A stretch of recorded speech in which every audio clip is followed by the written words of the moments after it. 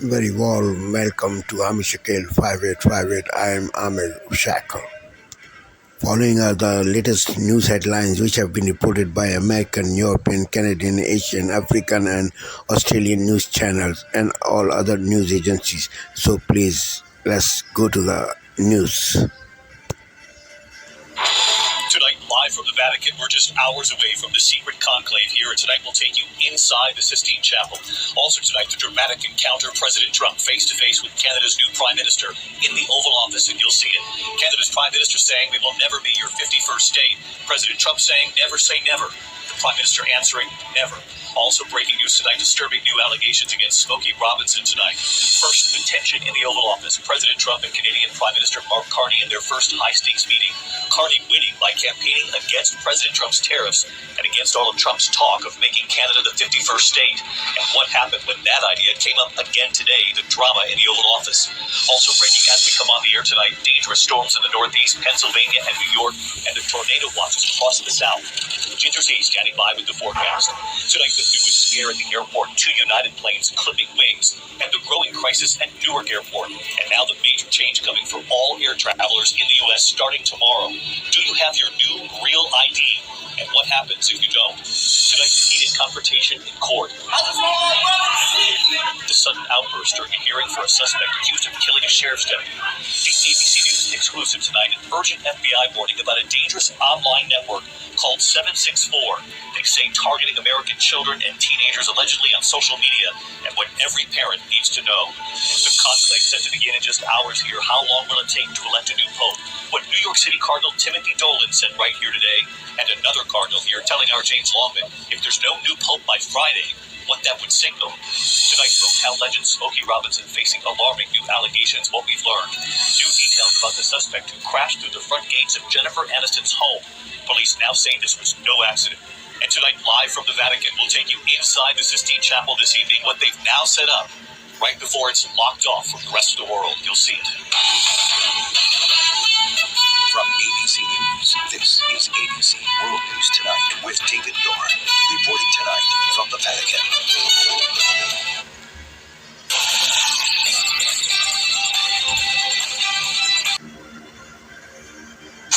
Where the Attorney General Pam Bondi is speaking about a major drug cartel operation involving the Sinaloa cartel. Let's listen in. To date, this multi-agency operation led by DEA with our local, state, tribal, and federal partners targeted one of the largest and most dangerous drug trafficking and foreign terrorist organizations in our country.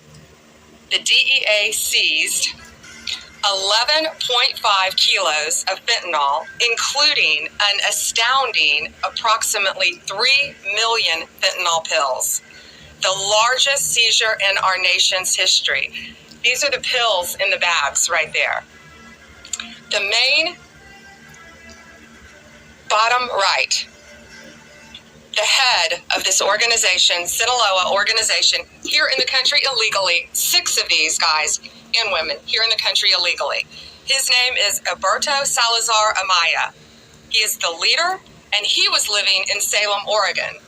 With him, they got millions of dollars, cash, cars, but the drugs were in Albuquerque, Phoenix, and Utah.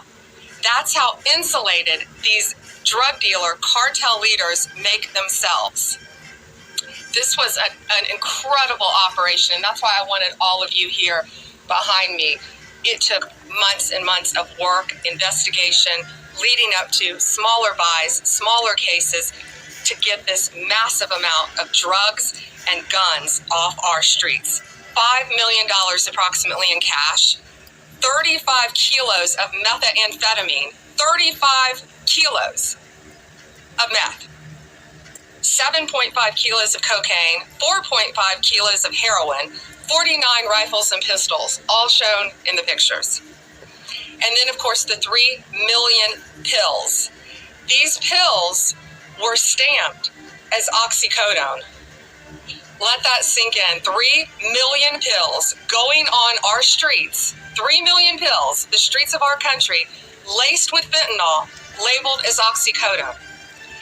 And they were in all different strengths of fentanyl within them. This operation was made possible by over 55,000 hours of law enforcement investigation. And this is a really dangerous job that these DEA agents face every day, but they are getting very... Tonight, reporting live from the Vatican as the papal conclave is about to get underway. But we start with the travel chaos deepening at a major airline hub. 4-hour inbound delays day after day. An air traffic controller tells us they've had 3 instances where they lost radio and radar with planes since August. Just breaking the deadly outbreak of violence in Kashmir as India and Pakistan exchange strikes. Reports of 2 Indian jets shot down. Are they on the brink of war?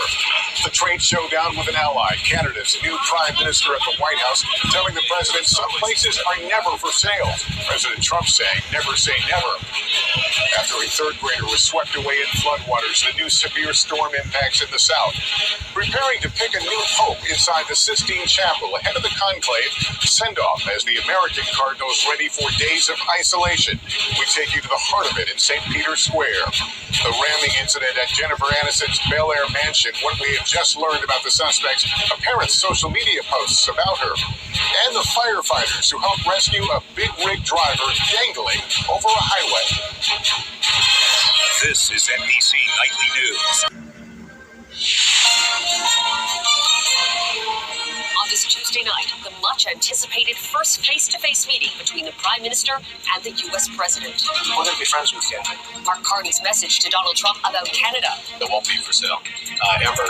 Trump's response, the push to eliminate tariffs, and Carney's strategy to charm Trump. Intense cross-examination. One defense lawyer's accusations against the woman at the center of the hot Canada sex assault trial. And the process to choose a new pope is about to begin. It's a beautiful experience. How it will work, and what the College of Cardinals is looking for in a new pontiff. Global National with Donna Friesen. Reporting tonight, Carolyn Jarvis.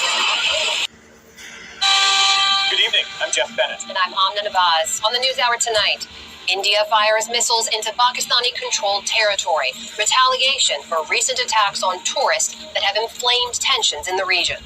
Canada's newly elected Prime Minister shows no signs of backing down after meeting with President Trump, who's imposed steep tariffs and threatens to make Canada the 51st state. And how efforts to crack down on protests and diversity initiatives are playing out on college campuses. If students are afraid to speak, it changes the very nature of what the college experience is supposed to be.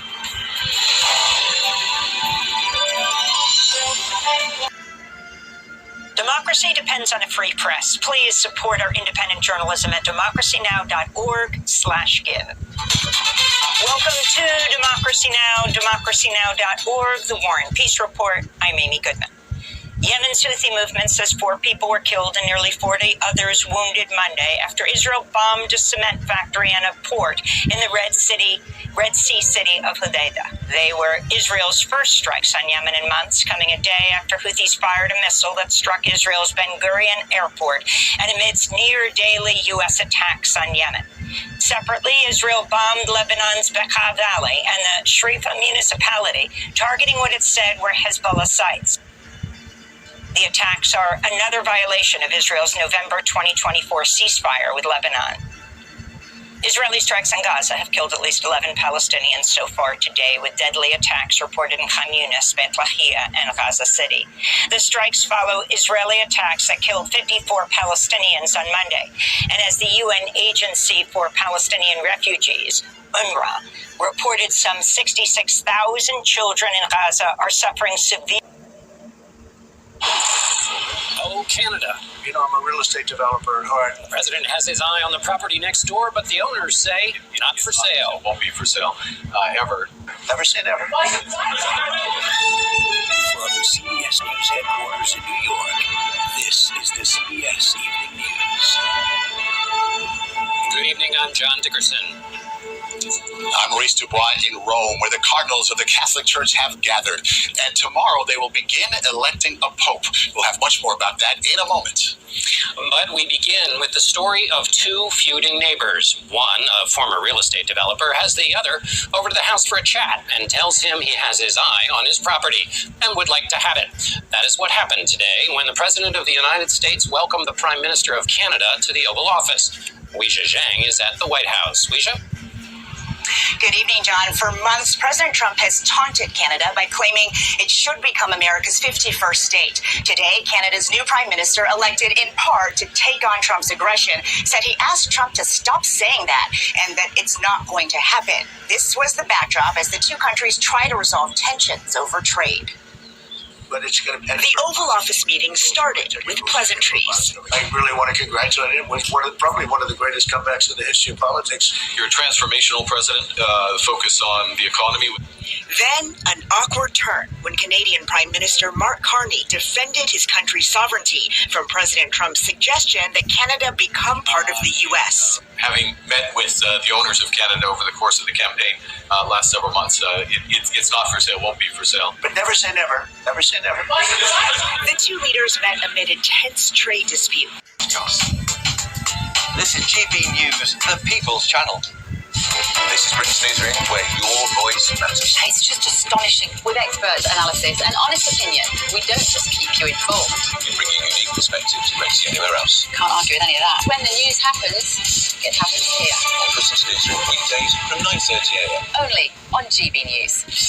In the GB Newsroom, we bring you the news as it happens. With our team of dedicated journalists across the UK, we're ready to keep you up to date with what's happening every half an hour, every single day.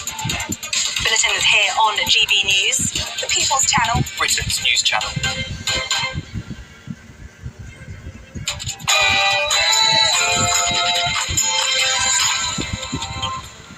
Good morning. India and Pakistan on the brink of war. At least 10 people killed, dozens injured in retaliatory airstrikes on Pakistan following a rise in tensions.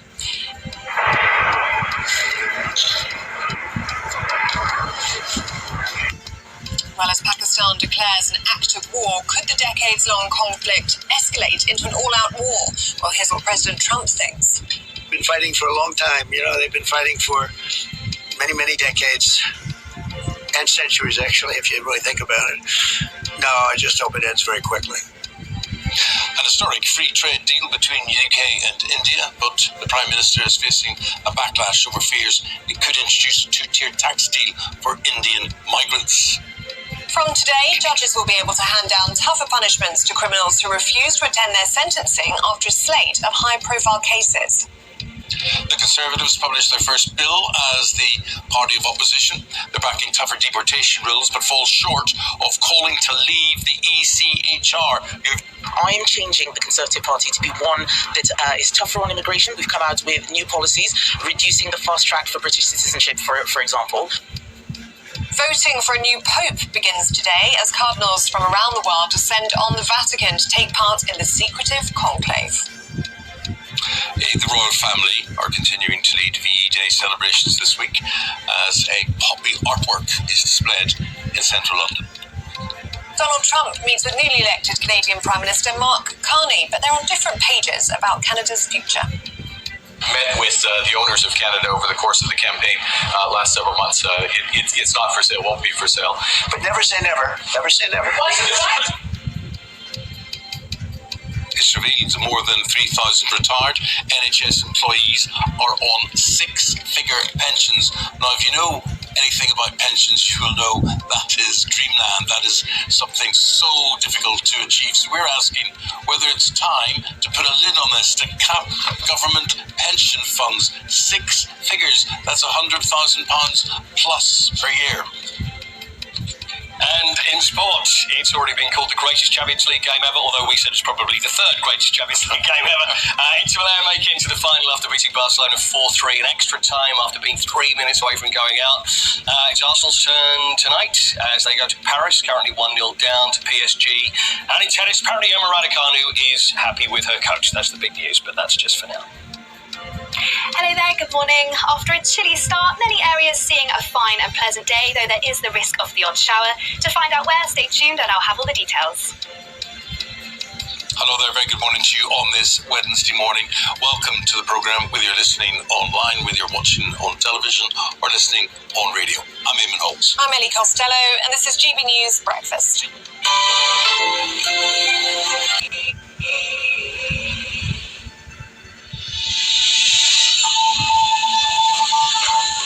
Today, heightened hostilities. India and Pakistan exchange fire, with the death toll continuing to rise on both sides.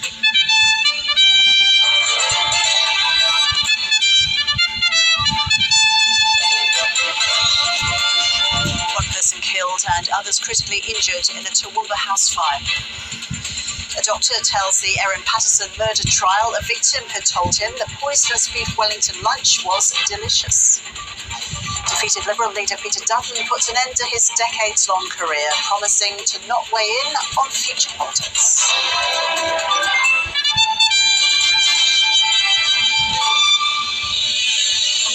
Hello and welcome to ABC News. I'm Ros Childs. Simmering tensions between India and Pakistan are at risk of escalating into open war after India launched missile strikes on multiple locations inside Pakistan and Pakistan-controlled Kashmir. Pakistan says at least 26 people, including a child, have been killed and dozens more injured when 5 sites were hit, including a mosque. India claims it was striking terrorist infrastructure used by militants, targeting at least 9 locations. Intense cross-border artillery fire has been reported at multiple points along the border. Police in India say Pakistani shelling has killed at least 10 civilians in Indian-controlled Kashmir. The disputed This is Asia Now. It's 2 p.m. in Singapore and Hong Kong, 11:30 in New Delhi, and 1 o'clock in Jakarta. I'm Grecian, and at this hour, India launches military strikes in Pakistan in retaliation for the Kashmir terror attacks. New Delhi says the operation targeted terrorist infrastructure and was proportionate and non-escalatory. Pakistan's Prime Minister calling it an act of war and vowing retaliation. Cardinals from around the world gather at the Vatican for a secretive conclave to choose the next pope. This year is also the most diverse conclave in history, with 133 cardinals from more than 70 countries. Plus, I'm Roland Lim, live here at Ecosperity Week 2025 as it focuses on Asia's staggering climate finance gap. I'll explore how blended finance paves the way in unlocking the region's net zero ambitions.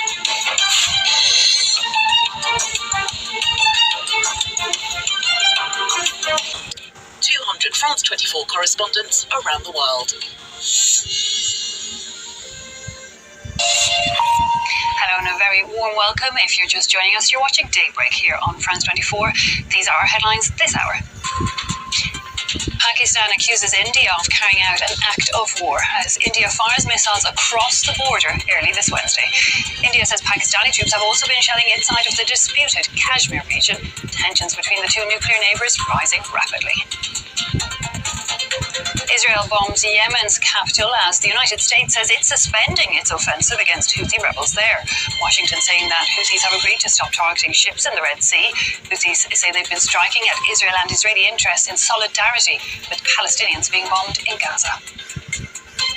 And the conclave to elect the next pope begins. 133 men going into isolation until at least 2/3 of them pick the same name to be pontiff and send that white smoke out of the Sistine chimney.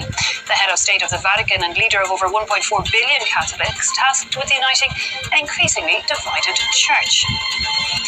And well, to get a better insight on that conclave and the situation of the Catholic Church, we will be joined by former President of Ireland, Mary McAleese, who after serving 2 terms as head of state went on to get a doctorate in canon law.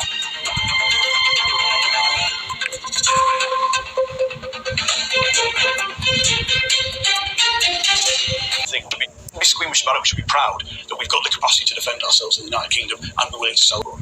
Business Secretary, always a pleasure to catch up. I know you're busy at the moment. Thanks so much for your time. Thank you. Good to see you, Jonathan Reynolds there. It's 7:30. Let's bring you up to speed on the headlines of the morning. The international community is edging calm after India launched airstrikes on Pakistan, and Pakistan-administered Kashmir. Islamabad says that 26 people were killed, including a child, calling the attacks cowardly and a blatant act of war to which they will respond. There have been deaths on the Indian side of the line of control in Kashmir as a result of shelling between the two sides. Well, this is some of the key points that we've learned so far. India says it has struck 9 sites in Pakistan and Pakistan-controlled Kashmir in what it said was a focused, measured and non-escalatory manner. But Pakistan's defense minister said all the areas hit were civilian places, with the Pakistan Army chief saying at least 26 people have been killed and 46 injured. Police officials in India-controlled Kashmir say at least 10 people have been killed, 48 injured during Pakistani shelling. And the United Nations Secretary-General has called for maximum military restraint from both countries, saying the world cannot afford a confrontation between India and Pakistan. A short time ago, India's Foreign Secretary Vikram Misri gave this update. India exercised its right to respond and preempt as well as deter more such cross-border attacks. These were measured, non-escalatory, proportionate and responsive, based on dismantling the terrorist infrastructure and disabling terrorists like this.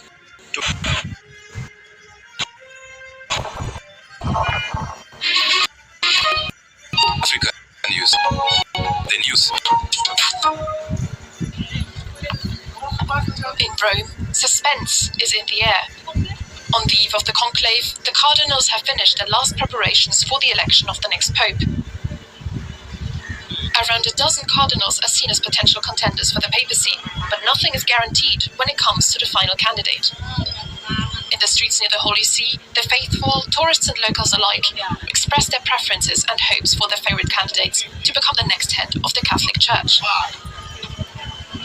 It could be Cardinal Parolin, who's from the province of Vicenza, since we come from Treviso. What do you like about Parolin? Well, we like him as a person. He seems like a good candidate. Un buon candidato, ecco. Yet not building Vatican. In Kenya, 4 police officers were charged on Monday with crimes against humanity, accused of killing an infant during a violent crackdown on protests following the disputed 27th presidential election. The charges stem from the death of 6-month-old Samantha Pendo, who died after officers allegedly threw tear gas into her home and beat her during protests in the city of Kisumu. Her mother's current testimony led to an inquest and ultimately recommendation of 12 officers prosecution. Hello, conviction.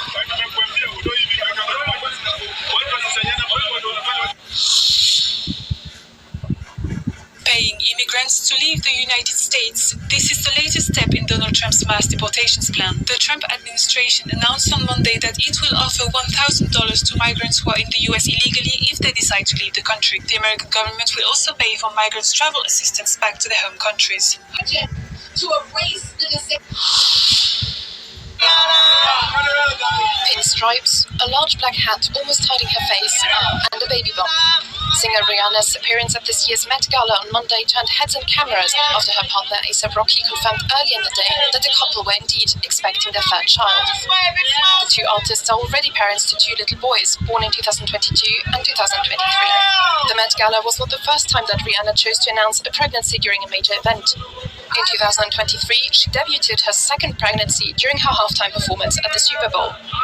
This year's Met Gala, which revolves around the theme Superfine, tailoring black style, was co-chaired by her partner A$AP Rocky.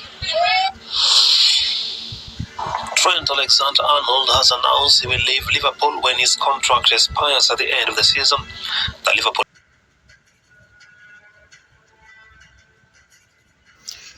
Thank you very much for giving time to Amir Shackle 5858. I am Amir Shackle. Have a good life. Bye-bye.